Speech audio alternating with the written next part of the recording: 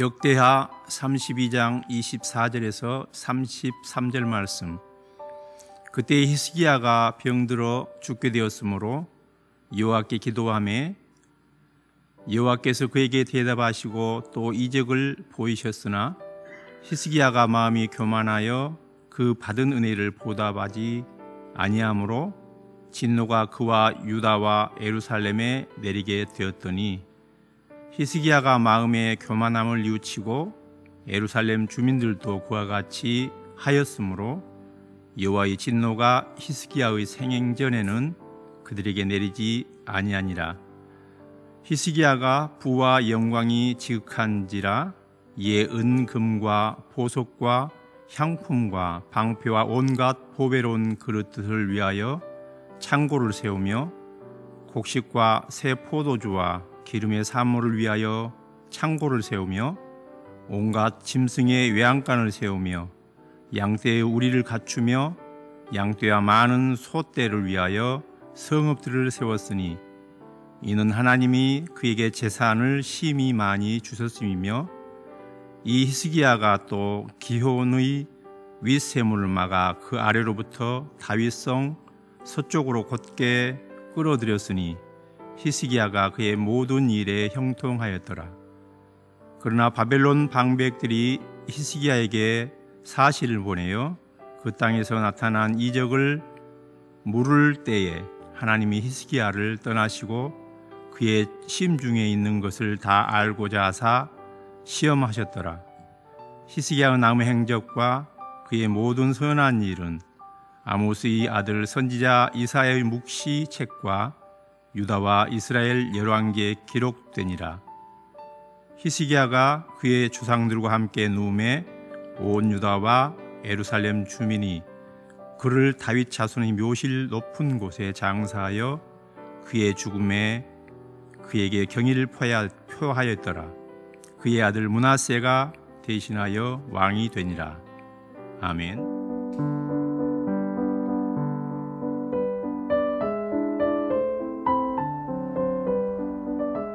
초대하지 않은 손님을 불청객이라고 하죠. 우리의 인생은 이렇게 원치 않는 손님이 불쑥 찾아와서 우리를 당황스럽게 할 때가 종종 있습니다. 이를테면 병이 든다든지 아니면 일자리를 잃어버리게 되는 여러 가지 상황들이겠죠. 그런데 이 불청객이 어디서부터 오는가? 외부에서부터 내 삶을 비집고 들어올 때가 있는가 하면 많은 경우에는 내 안에 도사리고 있다가 드러나는 경우도 있는 것을 보지요.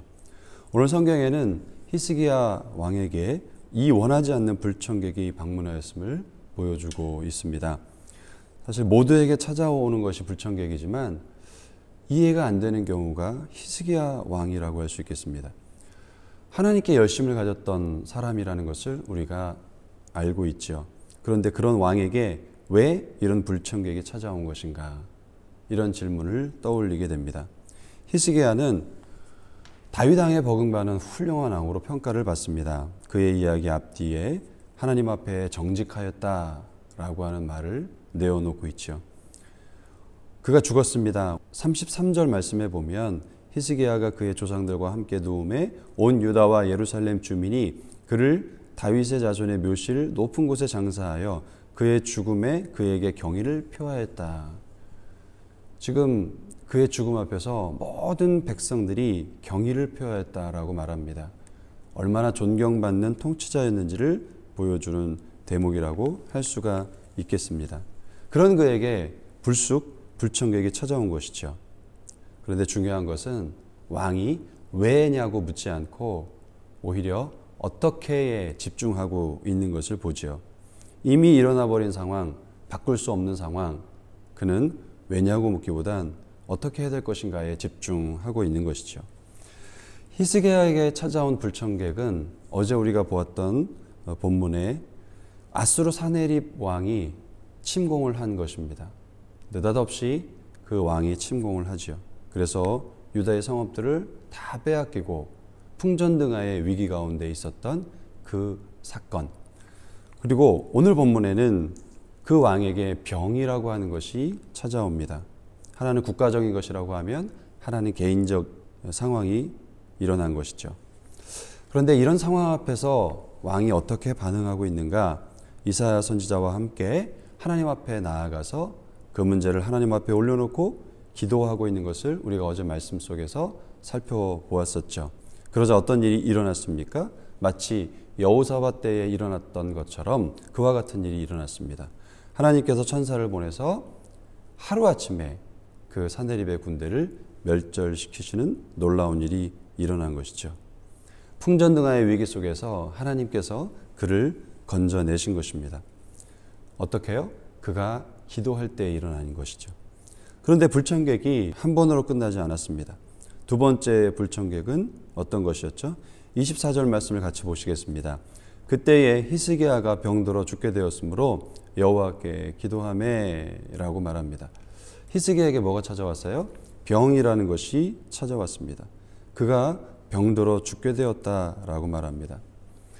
다른 왕들이야 우상을 숭배하고 하나님을 기만했기 때문에 병으로 하나님께서 징계를 하시든 아니면 전쟁으로 징계를 하시든 그렇다 쳐도 하나님께서 히스기야에게 이렇게 대하신다?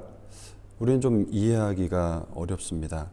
하나님께서 히스기야에게만큼은 그렇게 하셔서는 안 되는 것 아닌가 이런 생각을 우리는 갖게 되지요. 사실 이 불청객이라고 하는 것은 대상을 가리지 않습니다. 우리가 잘 이해해야 될 부분이 바로 이것인데 시험이라고 하는 것이 우리 한글 개역 성경에는 똑같이 번역되어 있지만 원래 좀 구분이 되어 있습니다. 유혹이라고 하는 것, 그리고 시련이라고 하는 것, 또 시험이라고 하는 것, 이 세 가지가 다 시험으로 번역이 되어 있다 보니까 우리가 종종 오해할 때가 있습니다. 이를테면 시련과 같은 것이든 아니면 유혹과 같은 것은 우리 모든 사람에게 대상을 가리지 않고 그렇게 찾아옵니다. 잘 믿는 사람이든 잘 믿지 않는 사람이든 모두에게 찾아오는 것이죠. 사실 직접적으로 하나님이 시험하시는 것은 모든 사람에게 찾아오는 것은 아닙니다. 이를테면 아브라함 같은 사람이라 돼야 하나님이 시험하시죠. 그런데 시련은 모든 사람에게 찾아오는 것이죠. 때때로는 이 불청객이라고 하는 것이 잘 믿는 사람에게 더 많은 경우가 있는 것을 봅니다. 중요한 것은 히스기야가 이 불청객을 어떻게 대했느냐라고 하는 것. 히스기야가 불청객을 대하는 방법에 우리가 좀 주목해 볼 필요가 있는 것 같습니다. 그는 어떻게 했느냐? 이 두 번째 불청객 앞에서도 그는 기도를 멈추지 않고 있는 것을 봅니다. 다시 한번 24절을 보시면 중간부터 보시죠.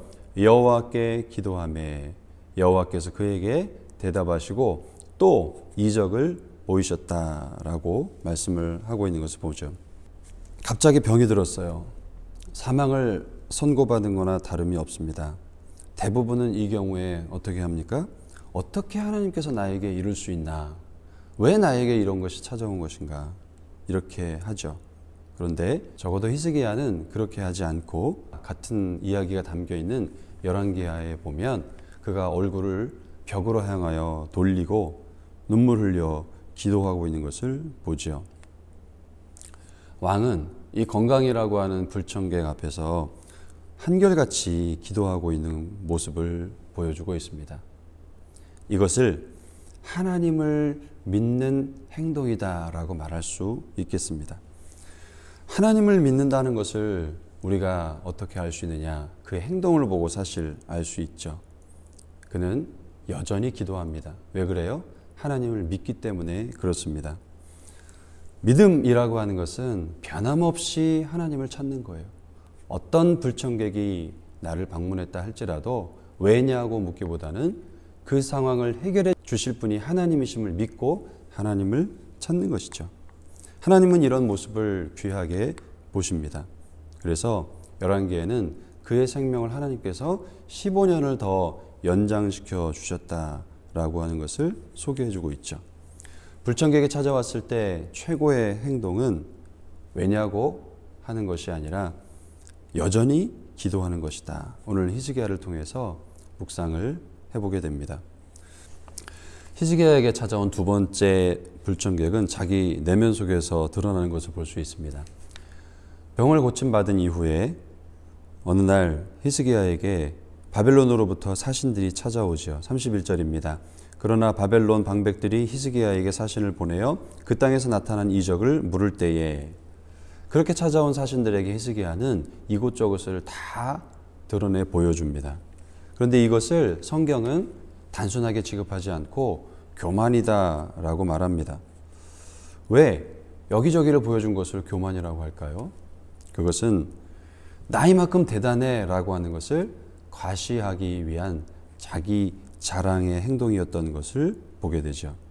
그래서 하나님은 결국에 이 교만을 책망하시고 판단하십니다. 25절에 보시면 히스기야가 마음이 교만하여 그 받은 은혜를 보답하지 아니하므로 진노가 그와 유다와 예루살렘에 내리게 되었더라.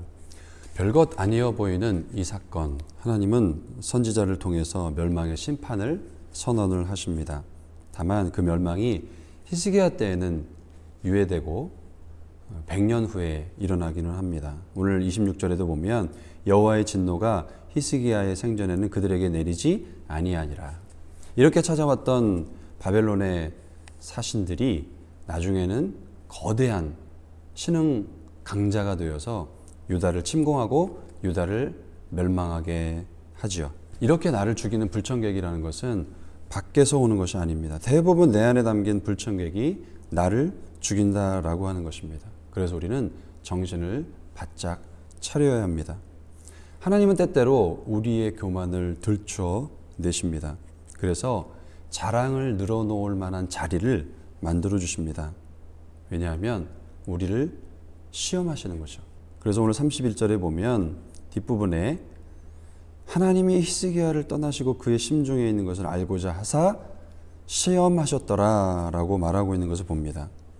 그가 무엇을 생각하고 있는지를 하나님은 시험하고 계시는 거죠. 사실 하나님의 시험의 목적은 죽이려고 하는 것이 아닙니다. 알고 싶어 하는 것이 있는 거죠. 그것은 네가 나만 의지하는가 보자, 나만 오직 사랑하는가 보자 라고 하는 것을 시험하기 위한 자리를 때때로 허용하실 때가 있다는 것입니다. 그래서 찾아오는 모든 상황이라고 하는 것은 내 믿음을 시험하는 무대일 수밖에 없습니다. 그런데 이 무대에서 히스기야도 여지없이 넘어지죠.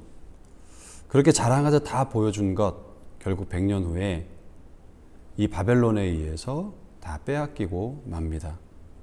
내 안에 있는 불청객이라는 것은 이렇게 무서운 것입니다. 나를 죽게 만들고 뿐만 아니라 내게 있는 모든 것을 잃게 만들기도 합니다.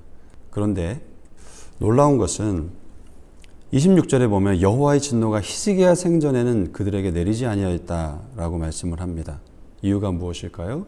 그것은 앞에 마음의 교만함을 히스기야가 뉘우쳤다라고 말을 합니다. 뉘우쳤다는 말은 회개했다는 말이죠. 돌이켰다는 말입니다. 자신이 잘못되었음을 인정했다는 말입니다. 역대 왕들과의 중요한 차이점이 여기에 있습니다. 적어도 아버지 아하스만 보더라도 잘못됐다는 것을 알려주었는데 회개하기는커녕 더 마음이 강팍해져 버려 있는 것을 보죠. 그런데 오늘 히스기야는 잘못됨을 알았을 때 뉘우쳤습니다. 돌이켰습니다. 인정했습니다. 이것이 하나님이 보시는 마음입니다. 그래서 하나님은 그 뉘우침을 받으시고 그 뜻을 돌이키시는 거죠. 우리의 삶 가운데 이렇게 무너질 수 있습니다. 무너지는 것이 중요한 것이 아니라 회개할 줄 아는 것, 뉘우칠 줄 아는 것, 돌이킬 줄 아는 것이 더 중요하다. 그것이 하나님을 바꾸기 때문에 그렇습니다. 오늘 히스기야에서 배우는 중요한 마음, 내 안에 불청객이 발견되었을 때 어떻게 할 것이냐, 뉘우쳐야 한다라고 하는 것을 배우게 됩니다. 기도하겠습니다. 사랑의 하나님, 뜻하지 않은 불청객이 찾아왔을 때 하나님 앞에 끊임없이 맡길 줄 알았던 히스기야처럼, 그리고 내면의 불청객이 드러났을 때 회개할 줄 아는 그런 마음이 우리의 마음 되게 하여 주옵소서. 코로나가 더 확산세 가운데 있습니다. 주님, 성도들의 안전을 지켜주시고 생명을 지켜 보호해 주시되 흩어져 있는 성도들이 있는 곳에서 하나님의 손가발이 되어서 보살필 줄 아는 삶을 오늘도 살아가게 하여 주옵소서. 우리의 삶을 온전히 주님께 의탁하며 예수님의 이름으로 기도합나이다. 아멘.